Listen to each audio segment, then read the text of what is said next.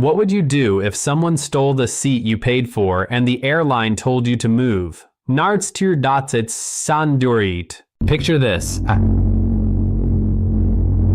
You've just finished a grueling week of meetings. The kind where your phone never stops buzzing. Your calendar is stacked from sunrise to sundown. And even your coffee feels like it needs coffee. That was the week David Langston had in Phoenix, Arizona. He was ready to shut it all off. No calls, no emails, just him, a window seat, and a few hours of silence before finally making it home to Dallas. Except this wasn't going to be that flight. David arrived at Phoenix Sky Harbor International Airport early, something he always did. He hated rushing. He liked walking slow, scanning the terminal, listening to the chatter of families wrangling kids, couples bickering over gate changes, business people with heads buried in laptops. Airports were their own little worlds. And he'd learned long ago that you could read a lot about society just by watching how people treated each other in those in-between spaces. He rolled his leather carry-on behind him, checked the monitor to confirm his gate, and headed toward the Delta Sky Lounge. As a frequent flyer and a man of means, he could afford the luxury, but he didn't flaunt it. He didn't wear flashy watches or loud suits. Today, he was in a gray polo, dark jeans, and sneakers. Simple, comfortable. But if you looked closely, you'd see the quiet confidence in the way he moved. Inside the lounge, David grabbed a coffee and sat by the window. He pulled out his phone, glanced at the headlines, and chuckled when a news article caught his eye. Something about an airline CEO apologizing for overbooking fiascos.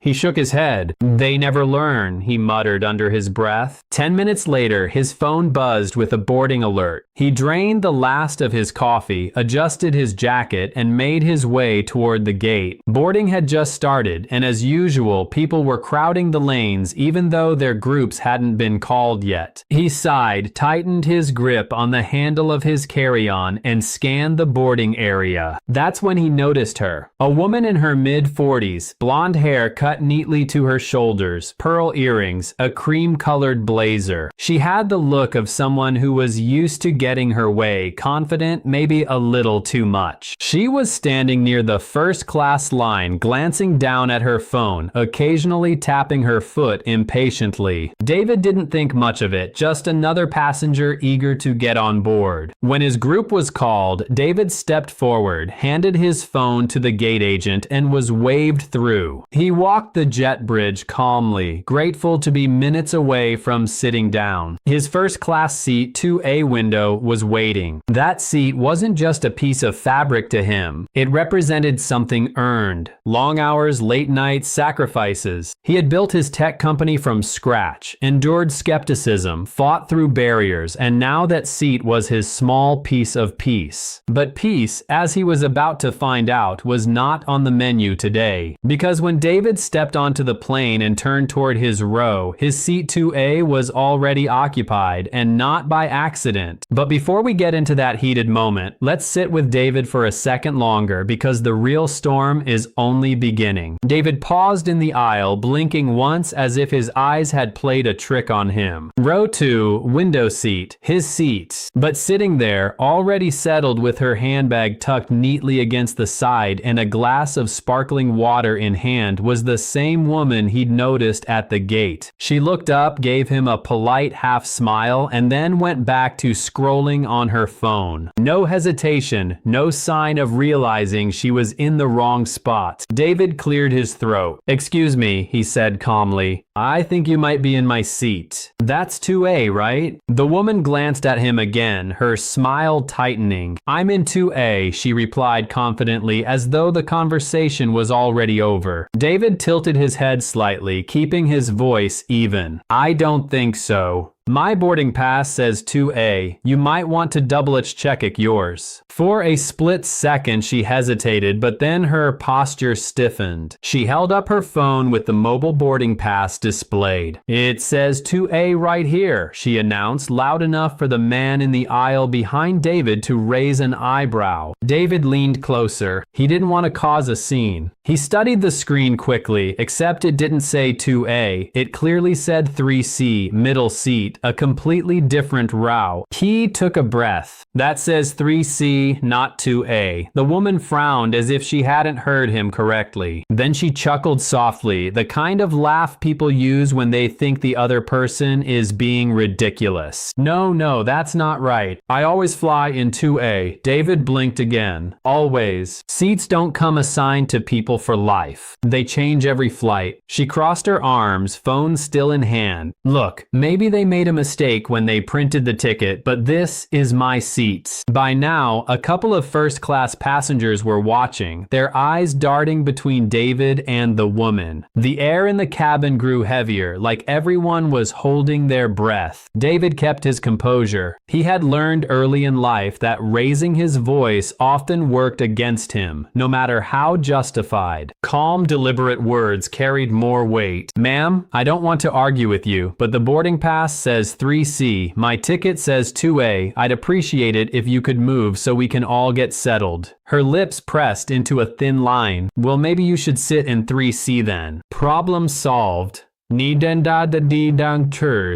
That did it. A murmur rippled through the cabin. Someone whispered, "That's not how it works. Another shook his head in disbelief. David straightened up, his hand tightening on the strap of his bag. He thought of all the times in boardrooms when he had to fight to prove he belonged. When people assumed he was someone's assistant instead of the founder, when respect had to be wrestled from those who gave it freely to others. This felt like another one of those moments, small on the surface but carrying the weight of 1,000 past slights. He leaned in slightly, his voice firm but not raised. With all due respect, I paid for 2A. That's my seat.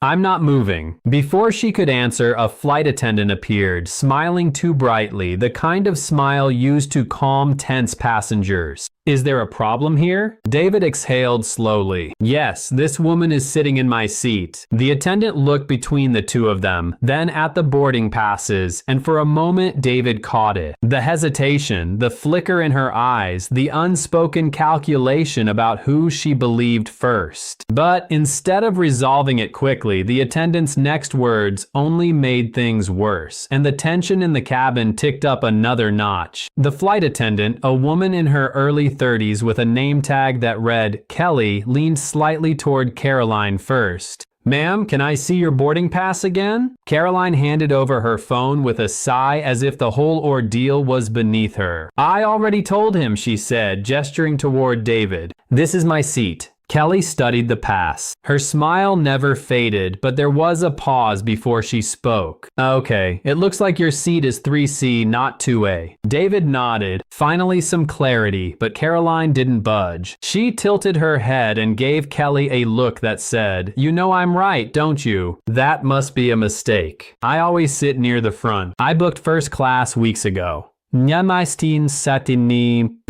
Kelly kept her professional tone. Yes, ma'am. 3C is also in first class, but 2A is assigned to this gentleman.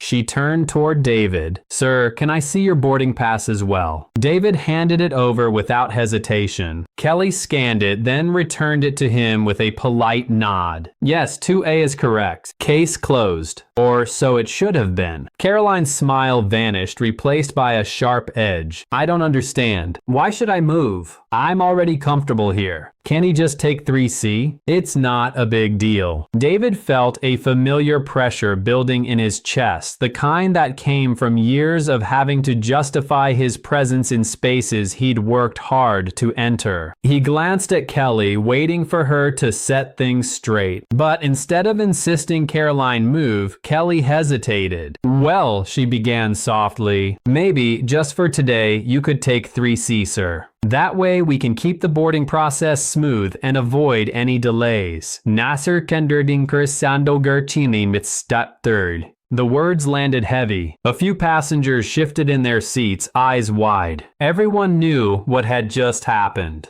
Kelly was siding with convenience over fairness, and Caroline's entitled smile had returned instantly. David stared at Kelly, then back at Caroline, then at the passengers who were watching closely now. He took a breath, steady, deliberate. "So, let me get this straight," he said slowly, his voice low but carrying. "She takes my seat. You confirm it's mine. And instead of asking her to move, you want me to leave?" Kelly's smile faltered and saw me ent ismaidindin. "I'm just trying to make this easier for everyone." Caroline cut in, emboldened. "Exactly. Why make a fuss? It's just a seat. You'll still be in first class." David tilted his head. "It's not just a seat. It's about respect. It's D&D. I followed the rules. I paid for this spot and now you're telling me it doesn't matter." The silence in the cabin thickened. A man across the aisle muttered, "He's right." A woman in the back added, "This isn't fair. Cindy nertingdi stirtingentat." But Caroline crossed her arms, digging in. "I've been a loyal Delta customer for 15 years. I don't think one little mistake should ruin my flight." Arkindent sandider mark torthern.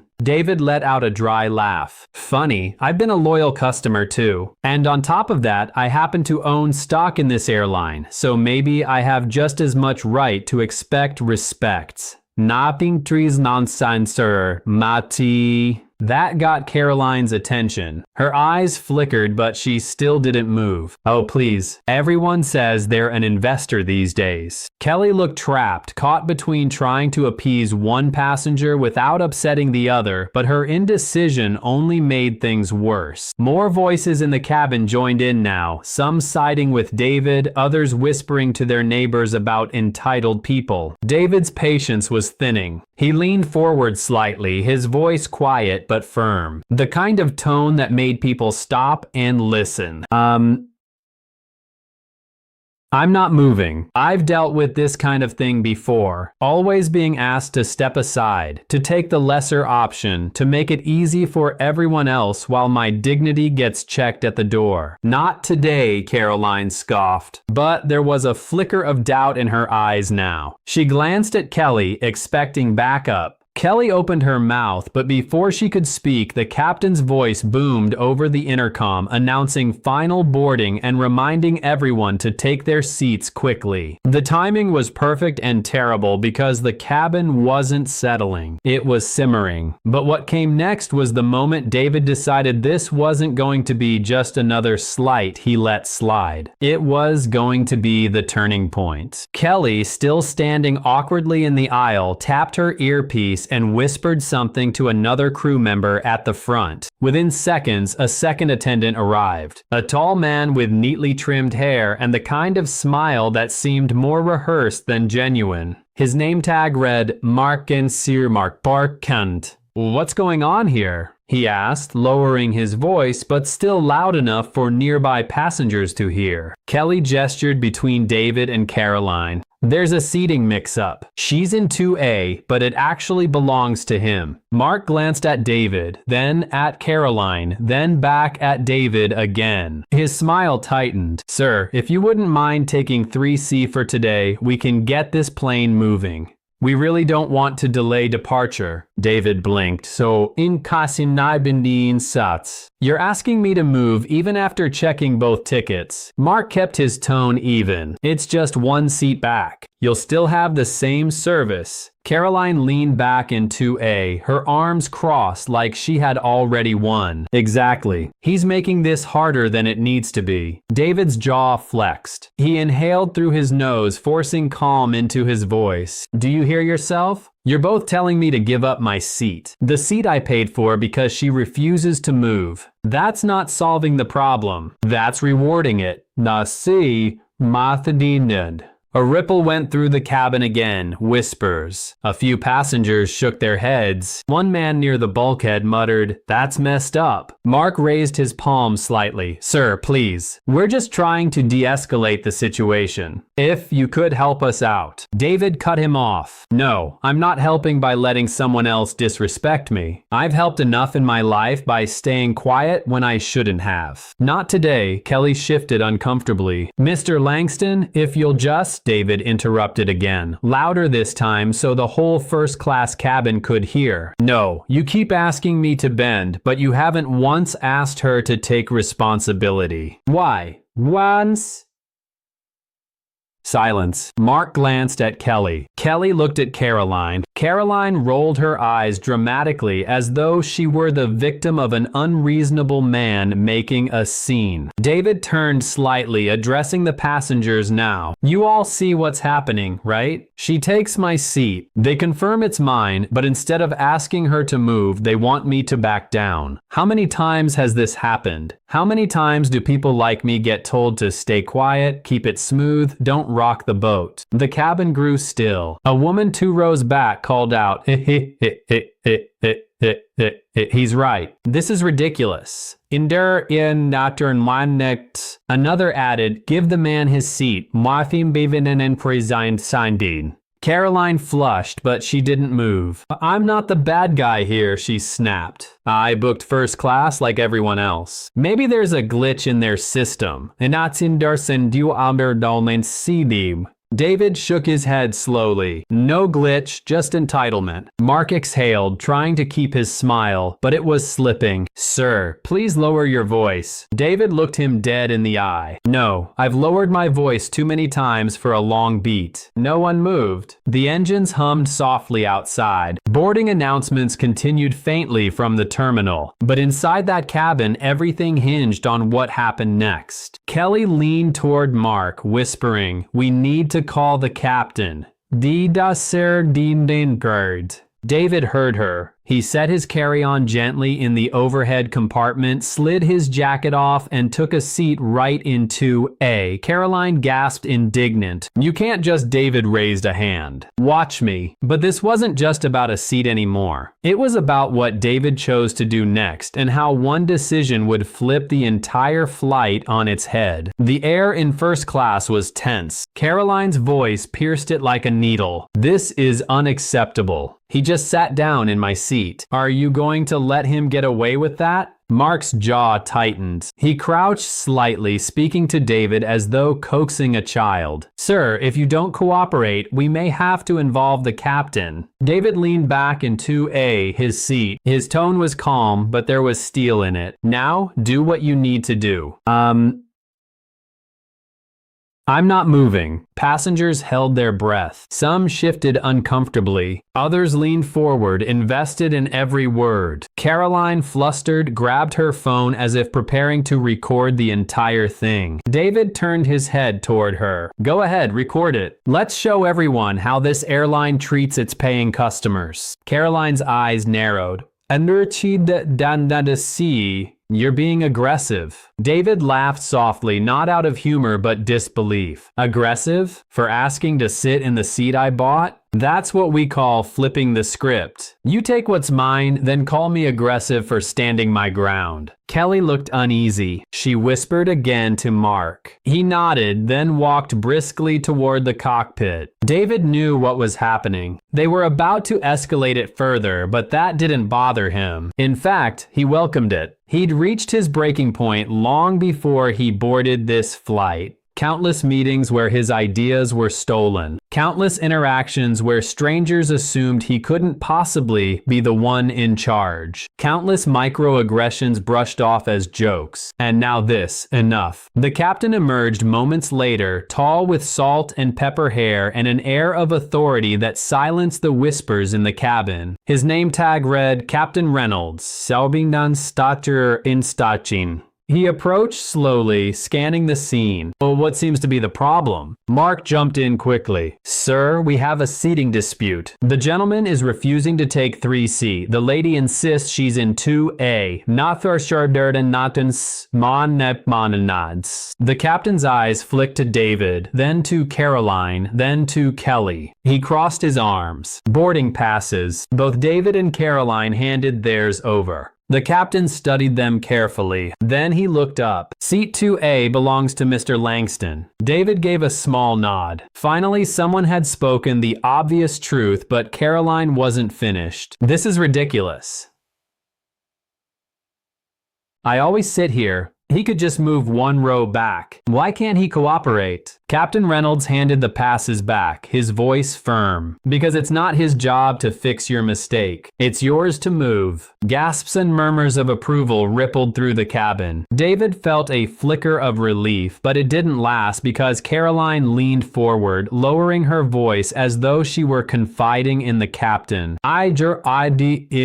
Isnir, are you really going to let him cause a scene? Think of the other passengers. We'll be late. In Saturgerspaten sense. Tom. David caught every word. His chest tightened again, but not from anger this time, from clarity. This wasn't just about her. It wasn't just about one flight attendant's hesitation. It was about a system that always asked him to compromise, him to move aside, him to shrink for the sake of everyone else's comfort. He stood up slowly, drawing every eye in the cabin. His voice was steady, carrying the weight of years of silence. You know what?